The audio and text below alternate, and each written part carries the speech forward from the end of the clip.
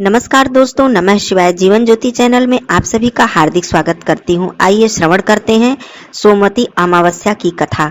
इस कथा को सुने बिना सोमवती अमावस्या का व्रत पूर्ण नहीं होता है। कथा आरंभ करती हूँ।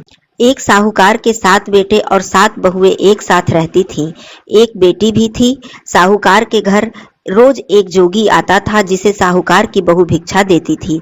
उस जोगी को जब साहूकार की बेटी भिक्षा देने आती थी तो उससे वह भिक्षा नहीं लेता था और कहता था, तेरे भाग्य में सुहाग की जगह दुहाग लिखा है। लड़की को उस जोगी की यह बात बहुत ही बुरी लगती थी और एक दिन वह अपनी माँ से रोते रोते जोगी की बात बताती है। सारी बात सुनकर माँ कहती है कि कल जब जोगी आएगा तब मैं सुनती हूँ कि वह क्या कहता है और क्यों कहता है।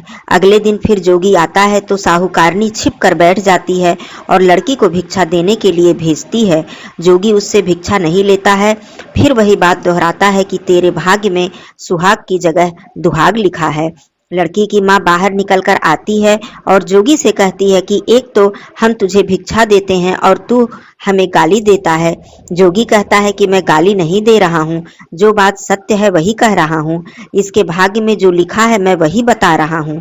सारी बातें सुनने पर लड़की की माँ कहती है कि जब तुझे सारी बातें पता है तो इससे बचने का उपाय भी पता होगा, वह मुझे बताओ।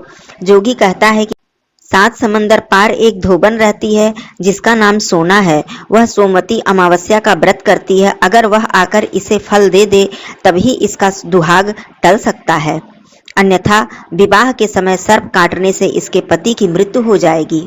सारी बात सुनकर माँ रोने लगी और सोना धोबिन की तलाश में निकल गई।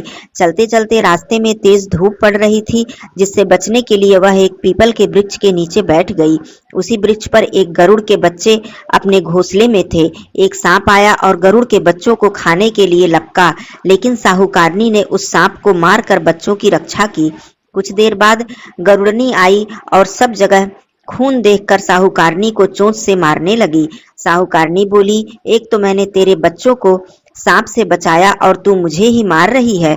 सारी बातें जानने पर गरुड़नी बोली, तूने मेरे बच्चों की रक्षा की है, इसलिए मांग जो चाहती है। साहूकारनी गरुड़नी से कहती है, मुझे 7 समंदर पार सोना धोबिन के यहाँ छोड़ दो, और गरुड़नी ने वैसा ही किया। साहूकारनी वहां पहुंच तो गई, लेकिन सोचने लगी कि इसे कैसे मनाऊं। सोना धोबिन की भी 7 बहुएं थीं, लेकिन घर के काम को करने के लिए सदा आपस में लड़ती रहती थीं।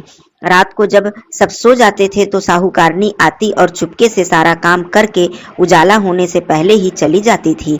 सारी बहुएं आपस में यही सोचती थी कि कौन सी बहू है जो सारा काम कर देती है, लेकिन एक दूसरे से पूछने की हिम्मत किसी में नहीं होती थी।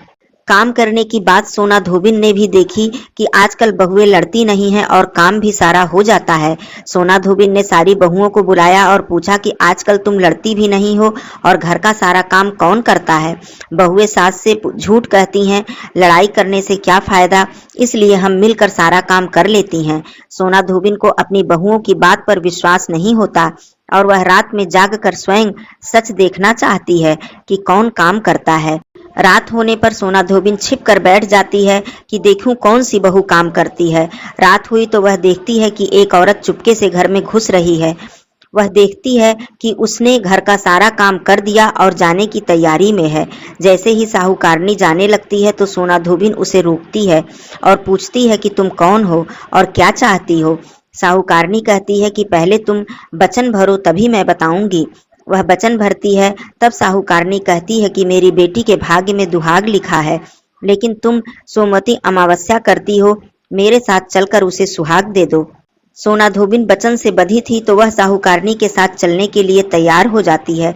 जाते हुए सोना धोबिन अपने बेटों और बहुओं से कहती है, मैं इस औरत के साथ इसकी बेटी को सुहाग देने जा रही हूँ, लेकिन अगर मेरे पीछे से तुम्हारे पिताजी मर जाएं तो उन्हें तेल के कूपे में डालकर रख देना।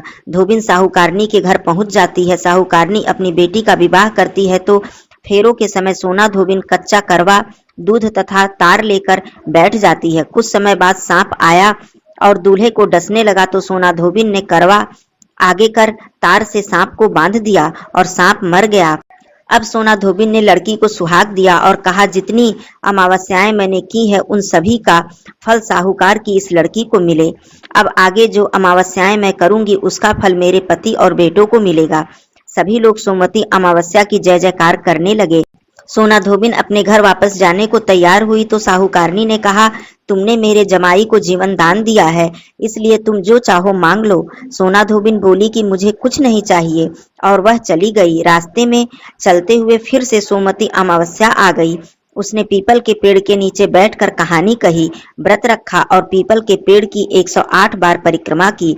पीपल के पेड़ की पूजा के बाद वह घर जाती है तो देखती है कि उसका पति मरा पड़ा है।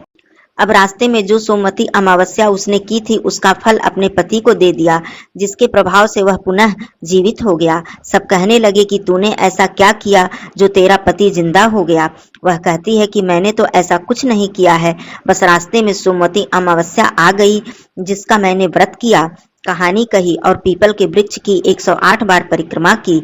अब सारी नगरी में ढिढोरा पिटवा दिया गया कि हर कोई सोमवती अमावस्या करेगा, पूजा करेगा, व्रत रखेगा, कहानी कहेगा और पीपल के वृक्ष की 108 बार परिक्रमा करेगा। हे सोमवती अमावस्या, जैसे आपने साहूकार की बेटी का सुहाग दिया वैसे ही सबका अखंड सौभाग्य देना। कथा समाप्त हुई। बोलिए श्री हरि विष्णु भगवान की जय, माँ लक्ष्मी जी की जय, सोना धोबिन की जय। धन्यवाद दोस्तों। नमः शिवाय।